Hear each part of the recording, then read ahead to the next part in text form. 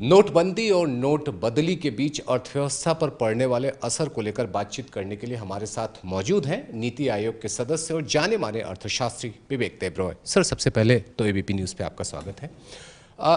नोटबंदी और नोट बदली के बाद अर्थव्यवस्था पे असर को लेकर के बात कही जा रही है कि कम से कम 2 तिमाही ऐसा होगा कि असर पड़ेगा। आपका क्या अनुमान है? असर तो पड़ेगा।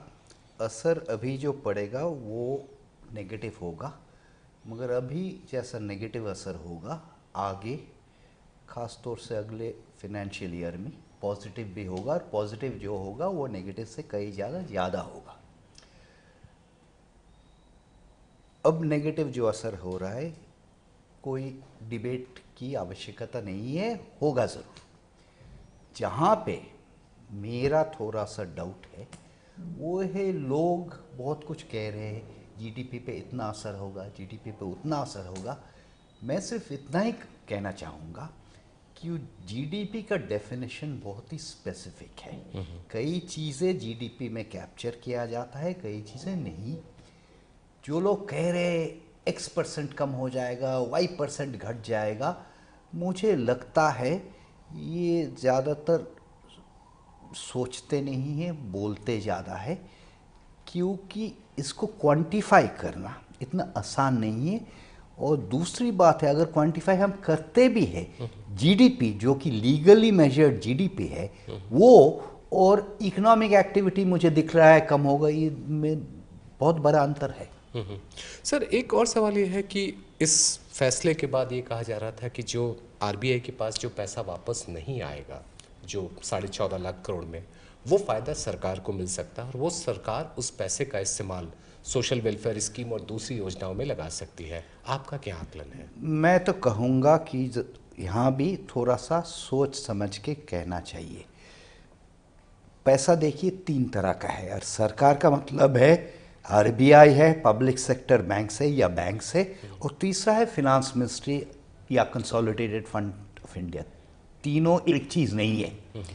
कुछ पैसा सरकार के पास आ जाएगा, जो टैक्स पेनल्टी वगैरह वगैरह, ये बिल्कुल फिनांस मिनिस्ट्री का इस अर्थ पे अधिकार है। वो तो जहाँ भी चाहे खर्च कर सकते हैं। गुड्स एंड सर्विसेज, मतलब पब्लिक गुड्स एंड सर्विसेज, गरीबों के लिए बिल्कुल खर्च कर सकते हैं। जो पब्लिक सेक्टर बैंक्स में पैसा आएगा वो सरकार का, अगर सचमुच सरकार मान के चले, वो सरकार का पैसा नहीं है।